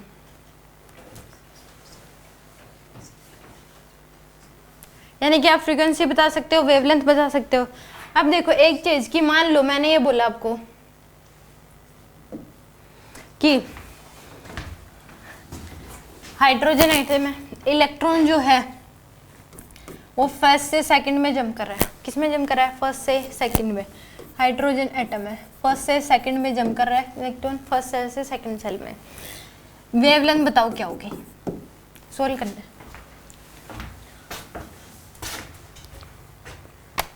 कैसे निकालेंगे पहले तो ये बता दो। वेवलेंथ की पूरी वैल्यू बतानी है आपको। एच बी कैसे निकालेंगे इसको? पहले एनर्जी निकाल के फिर एच बाय लैम्डा से। हाँ, पहले एनर्जी निकाल लो, फर्स्ट से सेकंड में जा रहा है, कितनी एनर्जी होगी उसकी, और फिर फॉर्मूला लगाओगे equal to H by lambda, solve करके बताना कितना आएगा। वैल्यू पुट करोगे सबकी।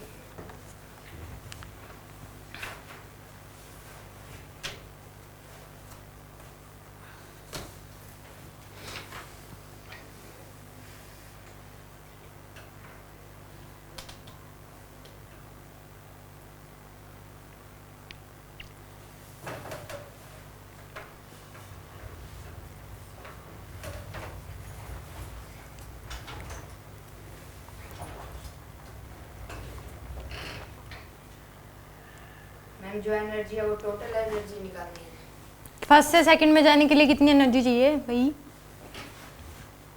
फोटोन है, उस फोटोन वो जो है यानी कि एब्जॉर्ब कर रहा है इलेक्ट्रॉन फर्स्ट से सेकंड में, तो जो फोटोन डाल रहा है उसकी वेवलेंथ बताओ कितनी होगी? फर्स्ट एक्साइटेड स्टेट है क्या? ग्राउंड स्टेट है, फर्स्ट ग्राउंड स्टेट होती है हमेशा।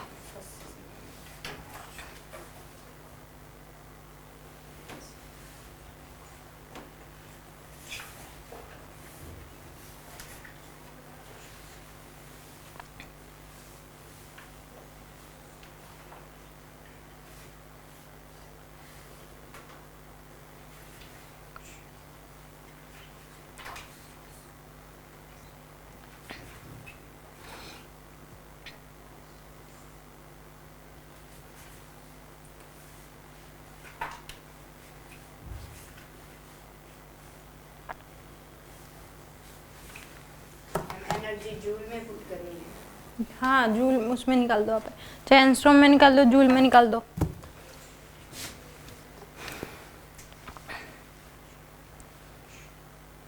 क्योंकि एच जूल में है तो ये भी जूल में पुट करना है। इसमें मैं गूगल फॉर्मूला तो रख सकता है is equal to 12400 by lambda वाला। उससे नहीं निकालना, इससे निकालना है। उससे कैलकुलेशन बहुत बड़ी हो जाएगी। हाँ, इसी से निकाल।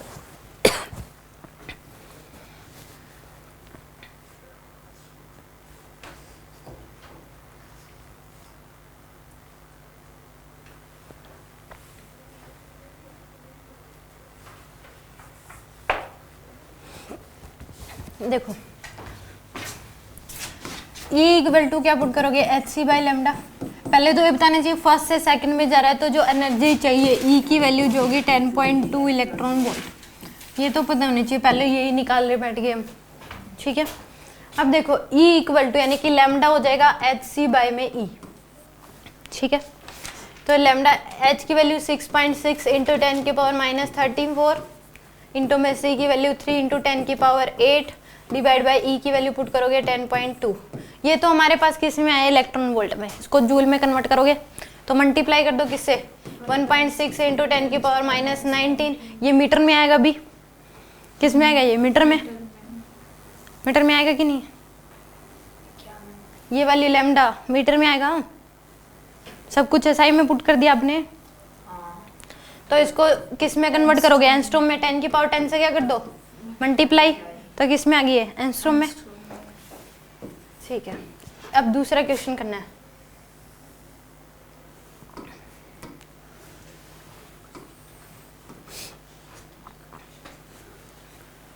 हीलियम एटम है, He प्लस है, सेकंड से थर्ड में हम कर रहे हैं, एटम कहाँ से कहाँ तक जम कर रहा है, सेकंड से थर्ड में। वेवलेंथ बता दो क्या होगी,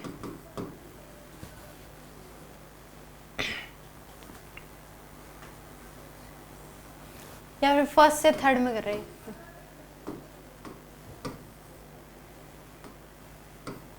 बता दो वेवलेंथ।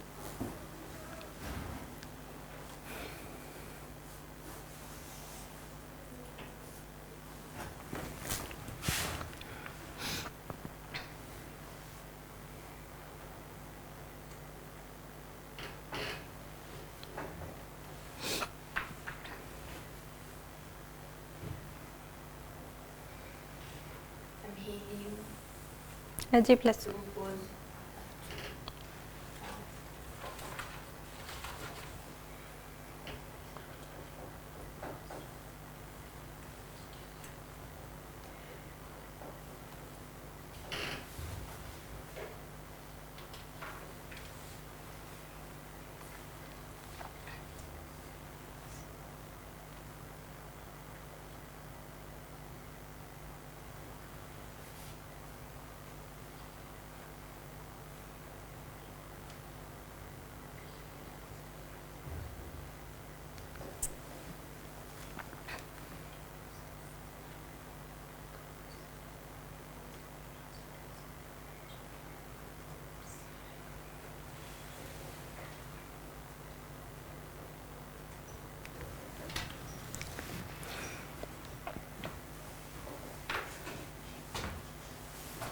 कितने आ जाएगी, लेमडा इक्वल टू 6.6 इंटू 10 की पावर माइनस 34 इंटू 3.18 3 इंटू 10 की पावर 8 डिवाइड बाय में E की वैल्यू पुट करोगे 1 पॉइंट यानी कि सॉरी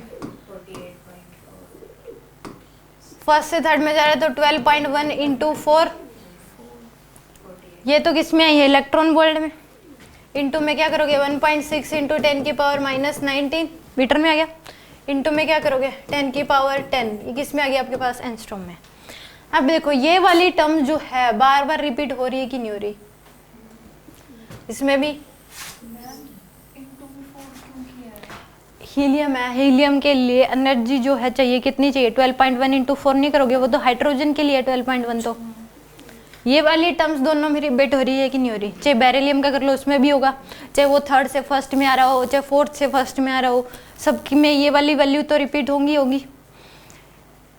इन्हीं को बार बार कि इतनी इतनी बड़ी वैल्यू आ रही है, आप इन सभी को मल्टीप्लाई करके देखोगे तो जो वैल्यू आएगी वो आएगी 1 2 3 7 5 और डिवाइड बाय में कर दो आप डेल्टा ई और ये इलेक्ट्रॉन वोल्ट में पुट करोगे तो आंसर एंस्ट्रोम में आ जाएगा आपके पास, ये होगा लैम्डा की वैल्यू। आपको ये याद रखना है, बार बार इतनी लंबी कैलकुलेशन नहीं करोगे। इसकी जगह 1 2 4 0 0 भी कर देते हैं। हाँ वो भी कर लोगे, 1 2 0 0 नहीं होता, वो 1 by lambda equal to R Z के रीडवर्क्स फॉर्मूला की बात कर रहे हो आप। नहीं मैम इसकी जगह 1 2 4 0 0 भी रख लेते हैं कई क्वेश्चंस में। हाँ उसके वो रख लो आप, इसको सोल्व करोगे ये वाली सारी वैल्यू तो आपके पास 1 2 3 7 5 आएगा और इस केस में divide by delta E electron volt में पुट करोगे तो आंसर आपके पास एंस्ट्रोम में आ जाएगा। समझ में आया? तो बार बार यही चीज़ रिपीट हो रही है, बार बार वही वैल्यू, इतनी लंबी कैलकुलेशन यूज हो रही थी। तो इस कैलकुलेशन को सोल्व करके वेवलेंथ जो आ गया फॉर्मूला 12375 इंटू में divide by delta E electron volt में पुट करना है, तभी एंगस्ट्रॉम में आएगा आंसर। ठीक है, तो यहाँ से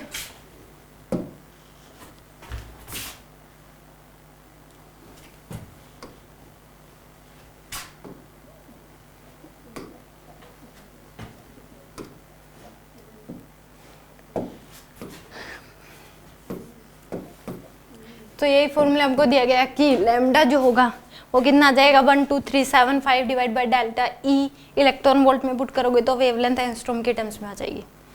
ठीक है, यानी कि इस केस में मान लो ये बोल दिया, सीधा बोल दिया कि फोर्थ से फर्स्ट में जंप कर रहा है इलेक्ट्रॉन, फोर्थ से किस में आ रहा है, फर्स्ट में, तो जो फोटोन रिलीज करा उसकी वेवलेंथ बताओ क्या होगी। तो क्या हो जाएगी, lambda equal to 12375 divide by में हाइड्रोजन है फर्स्ट तो 12.76, यह आ जाएगा आपके पास आंसर सीधे। ठीक है, अब बार वही वैल्यू पुट करने की जरूरत नहीं है। ठीक है, ये बता रहा है कि wavelength of photon can be written E equal to H nu लिख सकते हैं और ई इक्वल टू एच से बाय लैम्डा। तो डायरेक्ट अगर रेशियो पूछ लिया वेवलेंथ का और फ्रीक्वेंसी का तो आप इन दोनों फॉर्मूले से निकाल सकते हो। जो एनर्जी का रेशियो होगा वही किसका आ जाएगा, फ्रीक्वेंसी का रेशियो, और जो एनर्जी का रेशियो होगा उसका रिवर्स क्या कर दो, वेवलेंथ का रेशियो। मान लो ये बोल दिया आपको कि हीलियम है, क्या दे रखा आपको, एच ई प्लस। ठीक है, फर्स्ट से थर्ड, फोर्थ से फर्स्ट में तो फ्रीक्वेंसी है μ1, फिर थर्ड से किस में जंप कर रहा है, सेकंड में, तो फ्रीक्वेंसी μ2, फिर थर्ड से फर्स्ट में फ्रीक्वेंसी जो फोटोन रिलीज उनकी फ्रीक्वेंसी है μ3। सबसे ज़्यादा कौन सी होगी, μ1 μ2 v3, v3 सबसे ज़्यादा होगी, यानी कि v3 greater than μ2 greater than क्या हो जाएगी μ1। वेवलेंथ अगर पूछ ले तो V1 सबसे क्या, लैम्डा 1 क्या हो जाएगा, यानी कि लैम्डा 1 जो होगा वो क्या होगा सबसे ज़्यादा, लैम्डा 1 ग्रेटर देन होगा लैम्डा 2 ग्रेटर देन लैम्डा 3। क्या कोई डाउट हो तो बताओ।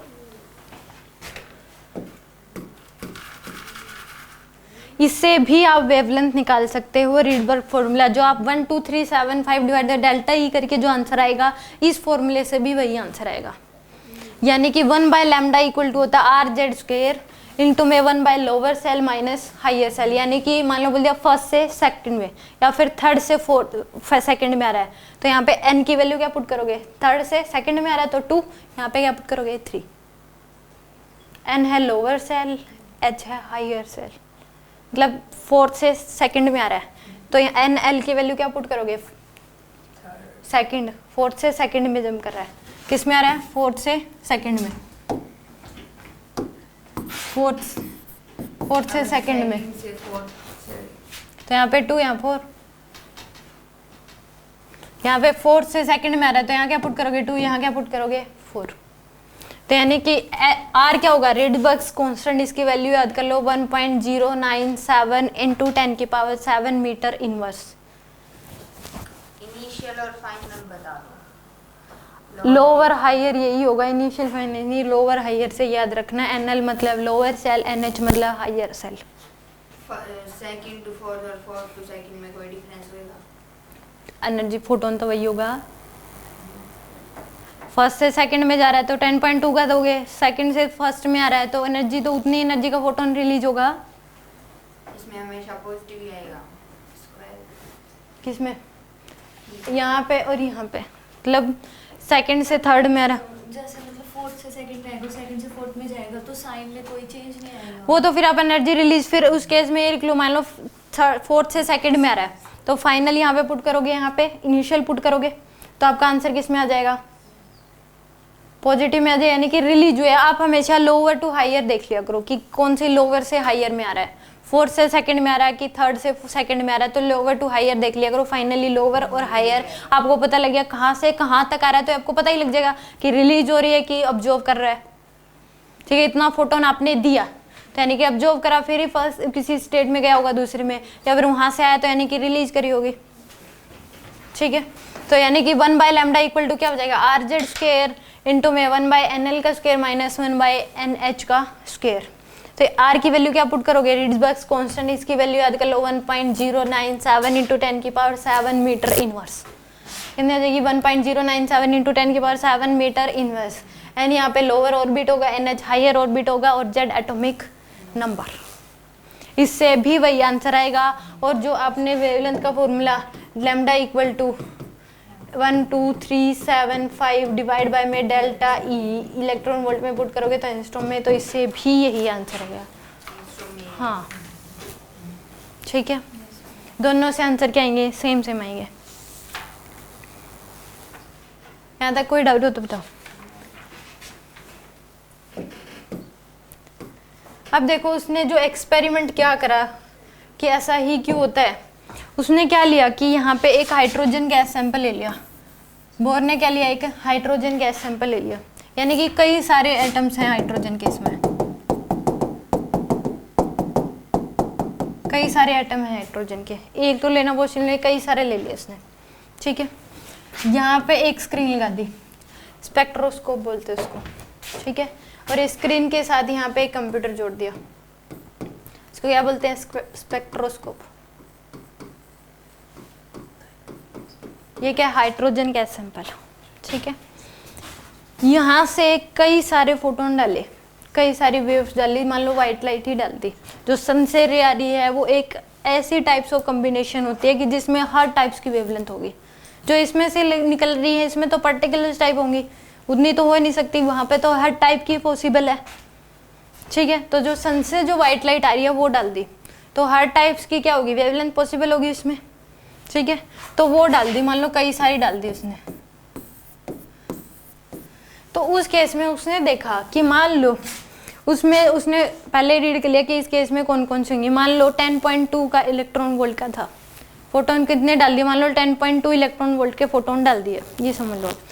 तो इसमें हाइड्रोजन गैस सैंपल तो तुरंत वो स्क्रीन पे शो नहीं हुए, यानी कि टाइम लगा, जैसे डाले और स्क्रीन पे जो शो हुए तो उनमें फ़र्क था, उनमें क्या था, डिफरेंस था टाइम का। और वो जो डिफरेंस नोट करा गया वो कितना था, 10⁻⁸ सेकंड का। फिर वो इसके स्क्रीन पे ऑब्जर्व हुए।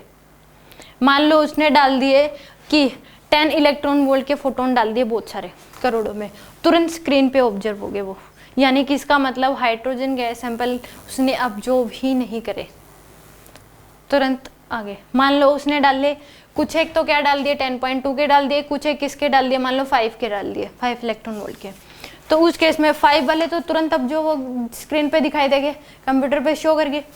और जो ये है, यानी कि यहाँ पे स्क्रीन है, यहाँ पे इस पे निकल के लाइट रे पड़ेगी और वो इसमें वेवलेंथ इसमें शो कर देगा। कैलकुलेशन ऐसे कुछ सेट कर दिया, मान लो तुरंत कंप्यूटर शो दिखा देगा, इतनी वेवलेंथ है, इसकी इतनी वेवलेंथ है, इतनी वेवलेंथ का फोटोन रिलीज हुआ है, इतनी वेवलेंथ का फोटोन रिलीज हुआ है।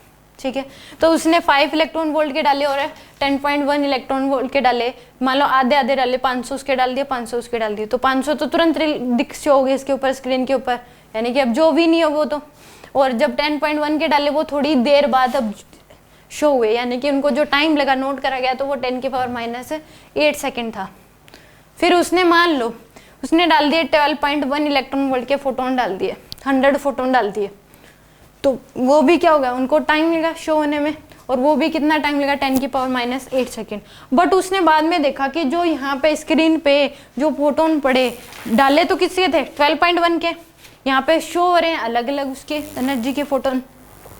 तो उसने सोचा कि यानी कि गया तो क्या है, डाले तो क्या थे उसने 12.1 का ही, जब शो हुए तो इसका मतलब जो इलेक्ट्रॉन है वो जंप करता हुए आ रहा है, इलेक्ट्रॉन क्या आ रहा है उसके इसमें जंप करते। उसने 12.1 के डाले तो उसको 1.19 के भी रिलीज हुए, उसको 10.2 के भी कुछ फोटोन्स दिखाई दिए और उसको 12.1 के भी कुछ फोटोन दिखाई दिए। तो यानी कि वो आते समय तो जंप करके आ रहा है, यानी कि आने के तरीके उसके कई सारे हो सकते हैं बट जाने का तरीका एक ही है, क्योंकि उसने मान लो 12.1 के डाल दिए, कुछ और डाल दिए, तो वो जो भी नहीं रहा तुरंत शो हो रहा है, तो इसका मतलब ले ही नहीं रहा फोटोन, उतना ही चाहिए जितना उसका एनर्जी डिफरेंस है मान लो। तो उस केस में यानी कि फिर उसने मान लो 12.76 के डाल दिए, ठीक है, तो उस केस में डाले तो कितने थे 12.76 के, शो भी उतने ही होने चाहिए थे, बट वो कितने शो है, अलग अलग एनर्जी के फोटोन उसको स्क्रीन पे शो हुए। तो उस केस में कौन से, मान लो उसको 1.9 का भी शो हो गया, 10.2 का भी हो गया, 12.76 का भी हो गया, 0.66, इतने सारे उसको फोटोन, इतनी सारे फोटोन्स जो है, इतनी एनर्जी के फोटोन उसको शो हो गए। तो यानी कि हमेशा जानने का तरीका तो वो ले कौन सा रहा है, बहुत कम ले रहा है, और जो इमिट कर रहा है वो बहुत ज़्यादा फोटोन इमिट कर रहा है। तो ये उसने इस तरीके से एक्सपेरिमेंट करा कि ऐसा ही क्यों हो रहा है कि वो ले तो एक ही रहा है, मान लो फर्स्ट सेल से सेकंड में जा रहा है तो उसको कितने चाहिए, 10.2 का ही ऑब्जर्व कर रहा है, इससे कम ज़्यादा का डाल रहे तो ऑब्जर्व ही नहीं कर रहा। और आपने मान लो 12.1 का डाला, ऑब्जर्व तो 12.1 का कर रहा है, बट जब इमिट कर रहा है तो अलग अलग टाइप के एनर्जी के फोटोन्स हैं, ठीक है। तो जो जिस वेवलेंथ के फोटोन उसने ऑब्जर्व करे उन वेवलेंथ के ग्रुप को क्या बोलते हैं, अब्जॉर्प्शन स्पेक्ट्रम, और जो इस वेवलेंथ के फोटोन उसने रिलीज करे उनको क्या बोलते हैं, इमिशन स्पेक्ट्रम। और always emission spectrum is greater than absorption spectrum, क्योंकि इमिट बहुत सारे हो रहे हैं, अब जो उसके कंपैरिजन में क्या है, बहुत कम है। किसकी, इमिशन की, EMISSION लिख लो इसको। Group of all those wavelengths which are absorbed by hydrogen gas sample, group of all those wavelengths which are absorbed by hydrogen gas sample, group of all those wavelengths which are absorbed by hydrogen gas sample is called absorption spectrum.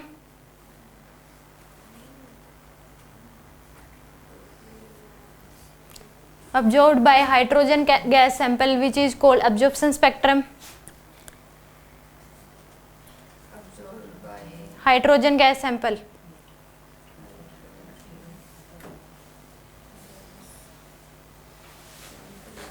which is called absorption spectrum.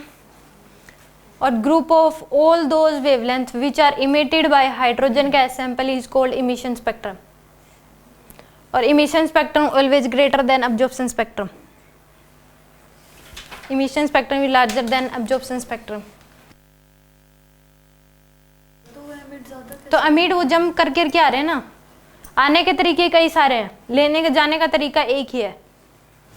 उसने देखा कि आने के तरीके अलग अलग है, jump करके आ रहा है, फर्स्ट सेकंड से थर्ड, फर्स्ट में आ गया, फिर उसके मान लो फोर्थ में है, फोर्थ से थर्ड में आ गया, फिर थर्ड से फोर्थ में, फिर सॉरी थर्ड से सेकंड में, सेकंड से फर्स्ट में। आने के तरीके तो कई सारे गए, डायरेक्ट आ गए, कुछ एक जंप करके आ रहे हैं। तो एनर्जी जैसे जैसे जंप करके आ रहे हैं तो अलग अलग एनर्जी के फोटोन रिलीज करेंगे।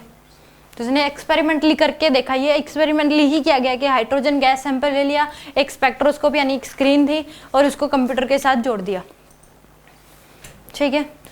अब इसमें ये नोट कर लो कि कई बार मान लो 10.2 का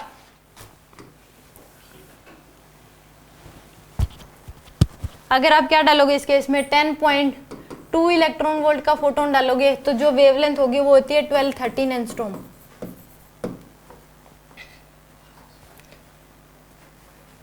12.1 इलेक्ट्रॉन वोल्ट का फोटोन डालोगे तो जो वेवलेंथ होगी 1020 एंगस्ट्रॉम होगी, और 12.76 का इलेक्ट्रॉन वोल्ट का अगर डालोगे तो वो हो जाएगी 970 एंगस्ट्रॉम। ये तीन ही टाइप के फोटोन ऑब्जर्व करता है और उनकी वेवलेंथ ये है, यानी कि फोटोन ऑब्जर्व करे उनकी वेवलेंथ यही होती है 12.13, 1020 और 970 एंगस्ट्रॉम, ठीक है। ऑब्जर्व्ड वेवलेंथ बताओ तो ये तीन ही है। ऑब्जर्व्ड वेवलेंथ अगर पूछ ले तो वो क्या होंगी, ये तीन ही है। एग्जाम्पल मान लो 4 ऑप्शन दे दिए तो ये बताओ कि कौन सी इसमें ऑब्जर्व्ड वेवलेंथ नहीं है, तो क्या आ जाएंगे, इन तीनों के अलावा जो फोर्थ ऑप्शन होगा वही होगा। मैम क्योंकि ये सीधी फर्स्ट से या तो हाँ, अब जो भी इन्हीं को कर रहा है, इतने एनर्जी के फोटोन डालोगे तो ये ऑब्जर्व हो रहा है, तो उन फोटोन की वेवलेंथ ये होगी। आप फॉर्मूले से निकाल सकते हो, उसी से ये आती हैं, वो जो फॉर्मूला है 12375 डिवाइड बाई डेल्टा ई, तो उससे सोल्व करके देखोगे तो यही आंसर आएंगे तीनों के तीन। कई बार ये होता है कि डायरेक्ट ये मैं तीन हमारे माइंड में है कि 1213, 1022 और 970 है, तो चौथा ऑप्शन तुरंत टिक कर देंगे हम। मान लो देख कैलकुलेट करी हुई है ये तीनों, मैंने देखे हुए हैं, तो फोर्थ अपने आप दिख जाएगा कि क्या होगा। आगे समझ, कोई डाउट? अभी के अभी कुछ पूछ सकते हो, रिवाइज कर लो कि आपको कुछ पूछना है तो बता दो, यहाँ तक कोई डाउट हो तो बताओ। श्योर? यानी कि आपको याद क्या करना है,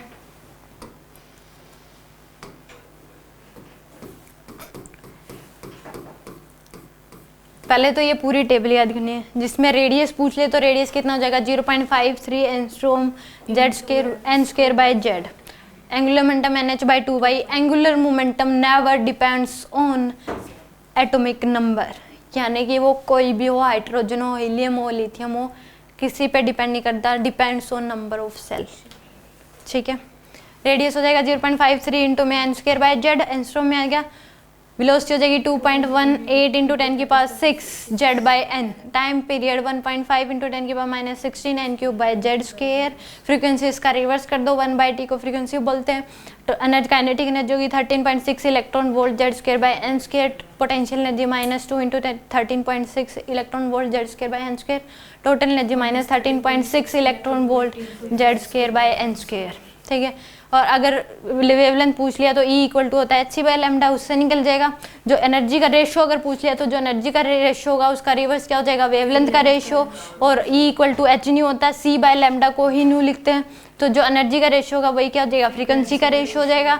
एक फॉर्मूला हमने निकाला है कि E इक्वल टू hc/λ। अगर बार बार देखोगे तो टर्म्स बार बार यूज हो रही हैं, तो उन्हीं को सोल्व करके 1 2 3 7 5 ही इलेक्ट्रॉन वोल्ट में पुट करोगे तो आंसर एंगस्ट्रॉम में आ जाएगा।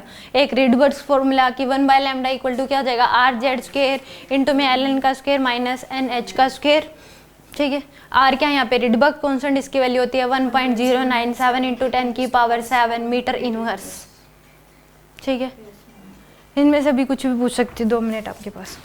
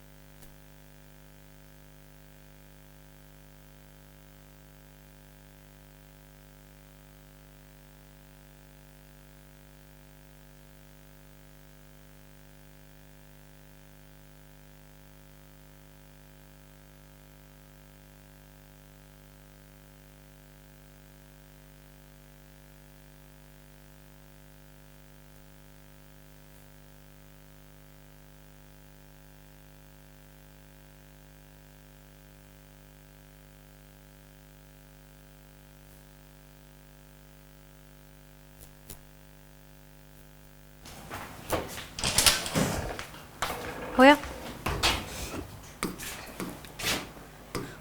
इस फॉर्मूले में हमेशा NL लोअर ही पुट करोगे, NH हमेशा हायर पुट करोगे। ठीक है, बुक्स में आपको N1 N2 मिलेगा, बट यहाँ पे NL हमेशा लोअर, NH मतलब हमेशा हायर। और ये मीटर में आएगा क्योंकि सारी वैल्यू मीटर में है। देखो रिडबर्ग कांस्टेंट किस में है, मीटर में, तो इससे आंसर मीटर में आएगा आपके पास। एंगस्ट्रॉम में कन्वर्ट करने के लिए आप 1 एंगस्ट्रॉम क्या होता है 10⁻⁻10 मीटर, तो मीटर से एंगस्ट्रॉम में करोगे तो किस में जा रहे हो, ज़्यादा में कि कम में, 10 से मल्टीप्लाई कर दोगे। ये ध्यान रखा, देखो एक एंगस्ट्रॉम में 10⁻⁻10 मीटर होते हैं, तो आप किस से जा रहे हो, एक छोटे से बड़े में जा रहे हो, इक्वल टू 10⁻⁻10 मीटर होते हैं। मीटर से अगर एंगस्ट्रॉम में कन्वर्ट करोगे तो 10⁻10 से मल्टीप्लाई कर दोगे। मीटर से एंगस्ट्रॉम में कन्वर्ट कर रहे हो आप। एंगस्ट्रॉम जो है, देखो इस जो हमने फॉर्मूला करा,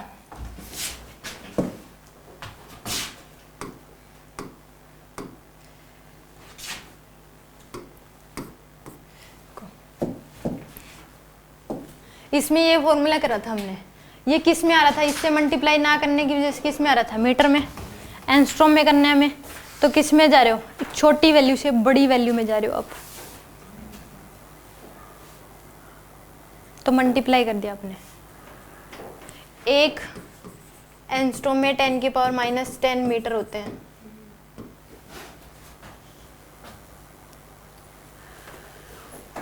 तो कौन सी छोटी हुई, वही पूछ रही थी मैं आपसे। एंगस्ट्रॉम छोटी है और मीटर बड़ी है। ठीक है, एंगस्ट्रॉम छोटी है और मीटर क्या है, बड़ी। तो ये मीटर में आया था, तो मीटर क्या है, बड़ी यूनिट है, एंगस्ट्रॉम छोटी यूनिट है, इसलिए प्लस से मल्टीप्लाई कर दिया इसको। अगर आप मीटर से एंगस्ट्रॉम में जा रहे हो तो मल्टीप्लाई करोगे, एंगस्ट्रॉम से मीटर में जा रहे हो, एक छोटी वैल्यू से बड़ी वैल्यू में जा रहे हो, तो तो 10 की डिवाइड कर दोगे, यानी कि 10 की पावर -10 से मल्टीप्लाई कर दोगे। एंस्ट्रॉम छोटी है, मीटर बड़ी है, ठीक है, समझ आ गया। अब एंस्ट्रॉम क्या है, इससे देखो एक एंस्ट्रॉम में 10 की पावर -10 मीटर होते हैं, माइनस में आ गया ना आपके पास, तो एंस्ट्रॉम छोटी है, मीटर क्या है, बड़ी। यहाँ पे मीटर में आ रहा था, एंस्ट्रॉम में कन्वर्ट करा आपने, तो इसलिए मल्टीप्लाई करा ना। छोटी किस में जा रहे हो, बड़ी से छोटी में जा रहे हो। जैसे 1 सेंटीमीटर को मीटर में कन्वर्ट करोगे तो मीटर बड़ी यूनिट है, सेंटीमीटर छोटी है, तो इसलिए 1 मीटर में 100 सेंटीमीटर होते हैं। तो 1 मीटर को अगर कन्वर्ट करोगे तो 10 की पावर 2 से मल्टीप्लाई करोगे ना, और सेंटीमीटर को मीटर में करोगे तो 10 की पावर -2 से डिवाइड करोगे ना। आगे अब समझो, तो मीटर क्या है, बड़ी, और एंस्ट्रॉम, और एक एंस्ट्रॉम में कितने मीटर, 10⁻⁻10, और मीटर से एंस्ट्रॉम में कन्वर्ट करोगे तो क्या करोगे, 10⁻10, मल्टीप्लाई, और अगर एंस्ट्रॉम से मीटर में करोगे तो 10⁻−10 से। Very good. ये देखना कितने हो जाएंगे। देखते हो।